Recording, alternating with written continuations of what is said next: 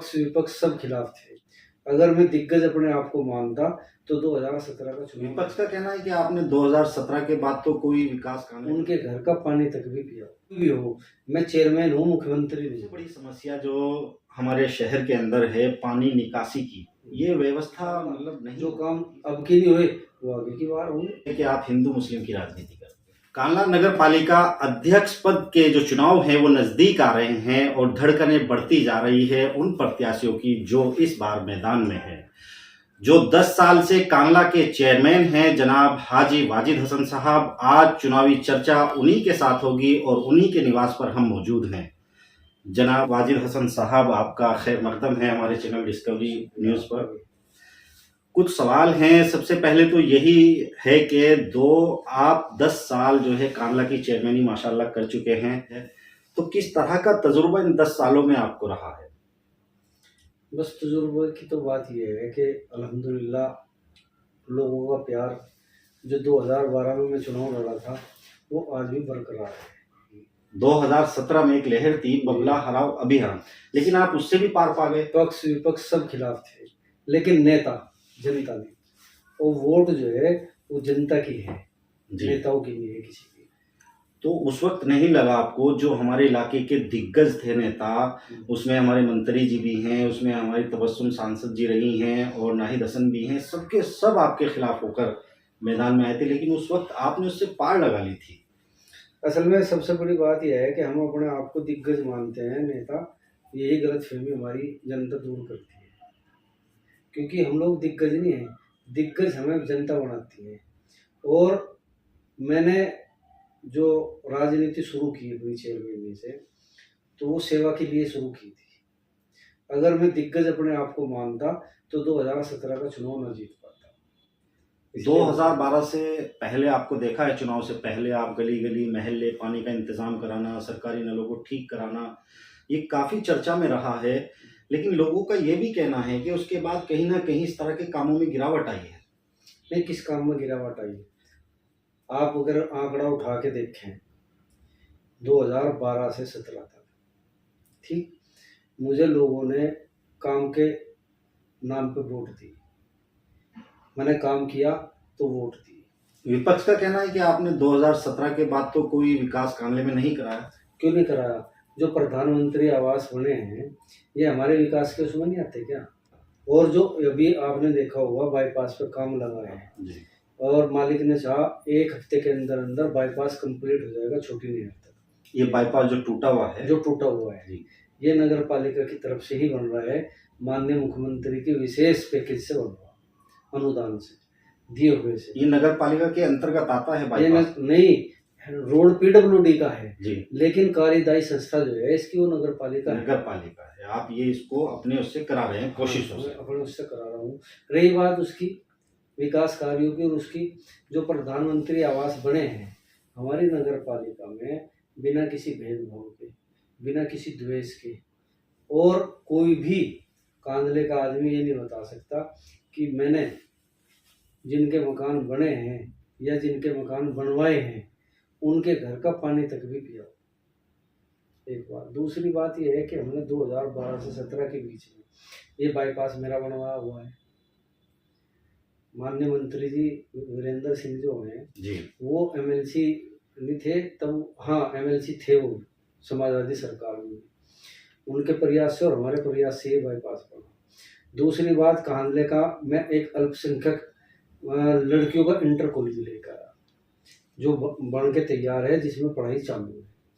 ये कहाँ पर अल्पसंख्यक इंटर कॉलेज? जो राजकीय इंटर कॉलेज है, ये इंटर कॉलेज है ना जी, पुराने वाला, उसी के सामने है। अच्छा, जो नई बिल्डिंग यूको बैंक के पास नई बिल्डिंग है, ये मेरा लगा हुआ है। अच्छा, इसको आप इसका निर्माण मैंने समाजवादी सरकार में शुरू कराया, लेकिन इसका निर्माण कार्य पूरा हुआ बीजेपी की सरकार में। तो उससे क्या है, पास तो मैंने कराया ना, मैं लेकर आया इस कॉलेज को, इसका पैसा भी लेकर आया। दूसरी बात, आप लोगों ने देखा होगा कि जब मैं चेयरमैन बना था उससे पहले 2012 में, उससे पहले यहाँ खंभों पे लाइट भी बहुत डिम आती थी, मैंने कांडले के ट्रांसफार्मर चेंज करवाए। ये तो जन्नत कॉलोनी और ये सब, ये प्रस्ताव मेरे भिजवाए हुए हैं। सोलर लाइटें मेरी लगवाई हुई है, कांदले में चंडीगढ़ के बाद 2012 में हर चौराहे पे फ्रिज ठंडे पानी का मैंने लगवाया। हाँ, लेकिन उनका क्या होगा चेयरमैन साहब, जैसा कि टूटी सड़कें और पीने के पानी की व्यवस्था सही से नहीं नहीं, है, कौन सी सीवर की गंदगी है, हाँ, लोगों का कहना है, लोगों ऐसा का है, आरोप है। इसकी हमने बुकलेट बना के और इसकी डीपीआर हमने शासन को भेज रखी।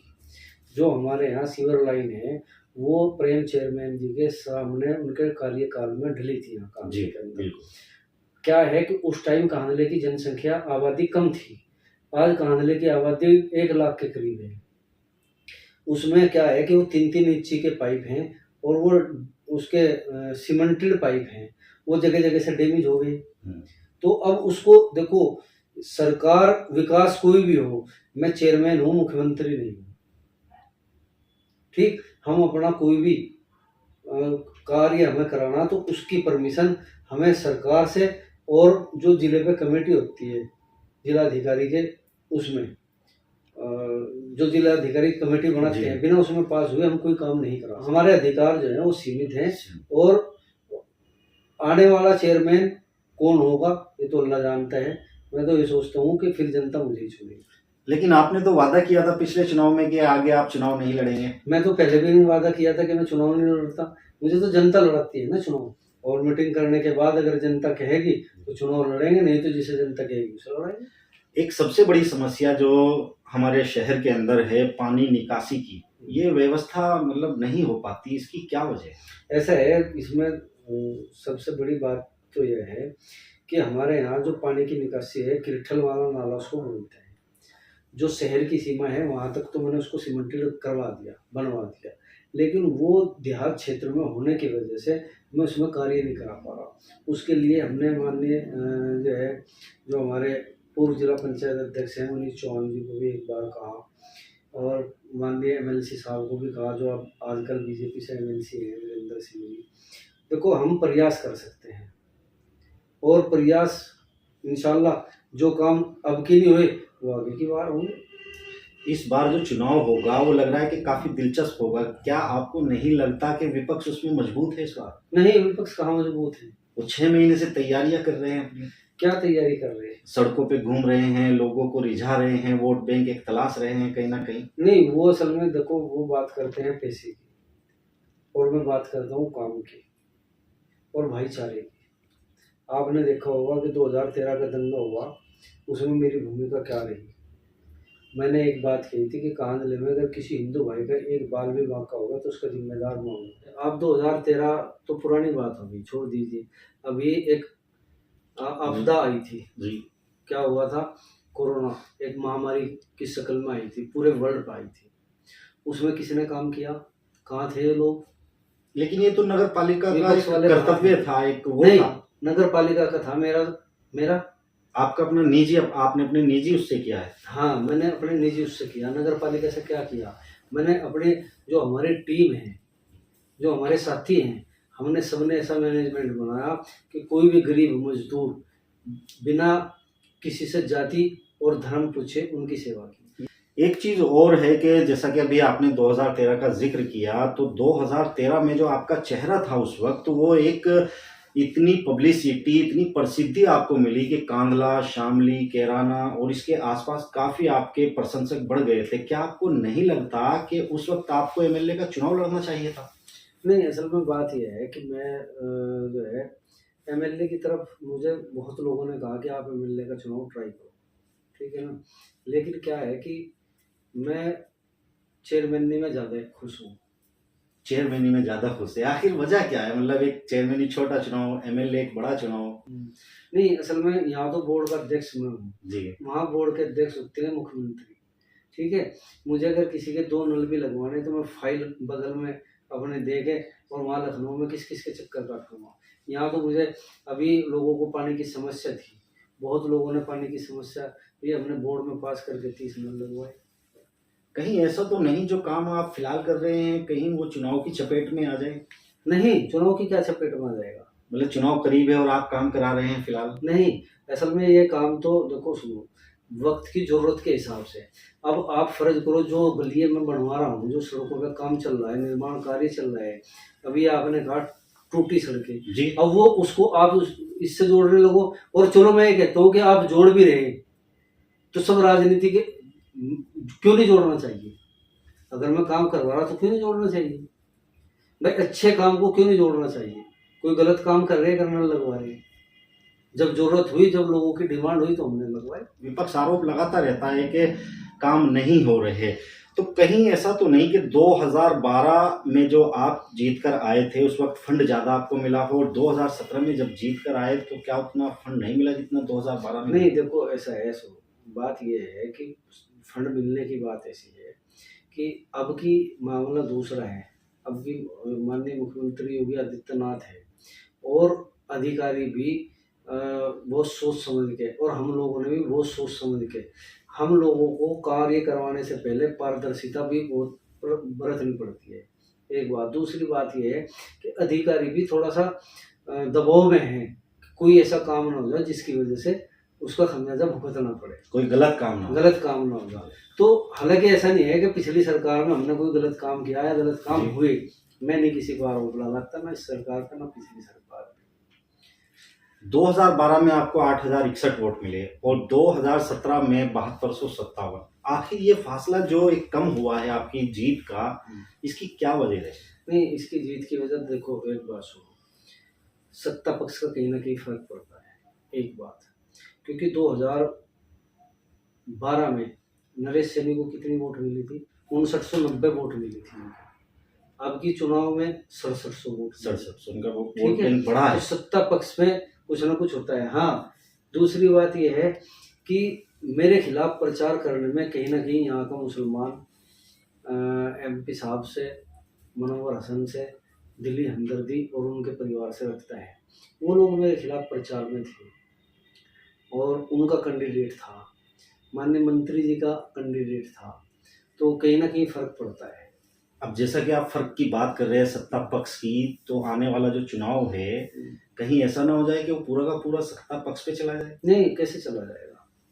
जब काम तो हमने किया, सत्ता पक्ष के लोगों ने यहाँ से, अभी मैंने ये सिंचाई विभाग हमारे अंडर तो है नहीं, सत्ता पक्ष के लोग, चाहे उसमें व्यापार मंडल हो या सत्ता पक्ष के जो भी कैंडिडेट हैं, अभी हालांकि पता नहीं कि सत्ता पक्ष में सिंबल किसको मिलेगा। दूसरे नंबर पे तो 2 बार तो मेरे सामने नीलेश सैनी रहे, तो एक ये सिंचाई विभाग का पुल नहीं बनवा पाए पूरे 5 साल में, वो भी नगर पालिका से हम बनवाएंगे। एक चीज और है, कांडला में एक शिकायत रहती है अक्सर कि नशा जो है वो बड़ी तादाद में फैल गया है, और कहीं ना कहीं आपके कार्यकाल में ये नशा मतलब एक बढ़ोतरी की तरफ गया है। क्या इस पे रोक लगानी चाहिए थी या नहीं? आपको बिल्कुल लगनी चाहिए। हिंदू हो या मुसलमान हो, किसी भी मजहब का हो या किसी भी जाति का हो, मेरा एक उसूल है कि मैं किसी की भी जो ब्याज का काम और नशे का काम करने वाले, मैं उनके घर में अगर कोई मौत भी हो जाए मैं जाता,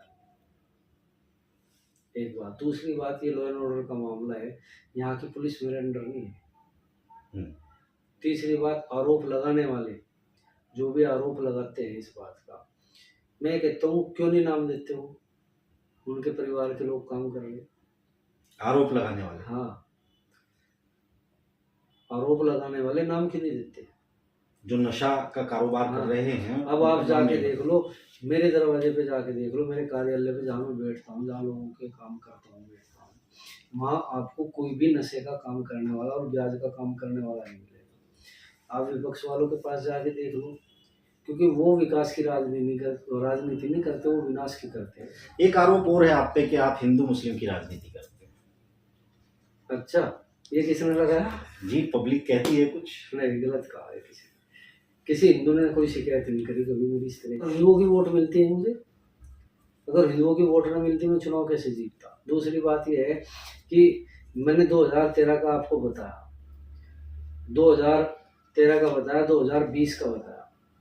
2020 में जब कोरोना महामारी आई, तब जो यहाँ सेवा करी, किस हिंदू ने मेरे से ज़्यादा करी या किस मुसलमान ने मेरे से ज़्यादा? आप खुद ही सोचोगे, आप तो कांडला के रहने वाले हैं, कि किसने सेवा की? 2017 में आप चुनाव जीते थे बीएसपी के टिकट पर, क्या इस बार भी हाथी पर सवार होंगे? असल में बात यह है कि मेरा तो ये है कि मैं अगर टिकट मिला तो लड़ूंगा बीएसपी से। वैसे तो जितने नेता हैं अक्सर मेरे खिलाफ होते हैं चुनाव के टाइम, मेरे सिंबल कटवाने के चक्कर में। मैं 2012 में चुनाव निर्दलीय लड़ा था, तब जीता था। अब की भी अगर सिंबल मिलेगा लड़ेंगे, नहीं तो निर्दलीय लड़ेंगे। जनता मुझे कहेगी तो मैं चुनाव लड़ूंगा। मैं मीटिंग रखूंगा अधिसूचना जारी होने से पहले, जब आरक्षण हो जाएगा। अभी तो वोटर लिस्ट का काम चल रहा है, इसके बाद आरक्षण होगा। आरक्षण होने के बाद पता चलेगा कि सीट गई कहाँ है, भाई जनरल में है, ओबीसी में है या फिर एससी में है। अगर हमारे जनरल में ओबीसी में हुई तब तो हम लड़ पाएंगे, एससी में चली गई तो हम क्या लड़ेंगे? फिर कहीं आप कोई नया चेहरा लेकर आएंगे उसको लड़ाएं? नहीं, मैं तो ये है कि जिसके साथ सब लोग, आप लोग, हम तो उसी के साथ। मैं अपनी तरफ से किसी को नहीं कहूँगा। आप कोई मैसेज कांडला की जनता को देना चाहेंगे? मैं तो कांगड़ा की जनता से बस एक ही अपील करता हूँ कि कांगले और इलाके का भाईचारा बनाने के लिए और बनाए रखने के लिए मेरी बस अपील है सभी जाति सभी धर्मों के लोगों से कि जैसे मैंने भाईचारे के लिए काम किया, मुझे वोट दें। भाईचारे में इंशाअल्लाह ना पहले कमी आई ना आगे कोई कमी आई। आप सुन रहे थे अभी मौजूदा चेयरमैन जनाब हाजी वाजिद हसन साहब को, जो कि 2022 का जो चुनाव होना है उसमें भी जनता की राय के बाद आने के लिए तैयार है। कोई फिर भी आपका सवाल रह गया हो तो आप हमारे कमेंट बॉक्स में लिख सकते हैं। हम आपके कैंडिडेट से उस सवाल का जवाब पूछेंगे और आप तक पहुंचाएंगे डिस्कवरी न्यूज तक। अगर आपने अभी तक हमारा चैनल डिस्कवरी न्यूज सब्सक्राइब नहीं किया तो बराए मेहरबानी सब्सक्राइब कर ले। मैं मोहम्मद शहजाद सोराम मलिक के साथ मिलते हैं फिर अगली वीडियो में।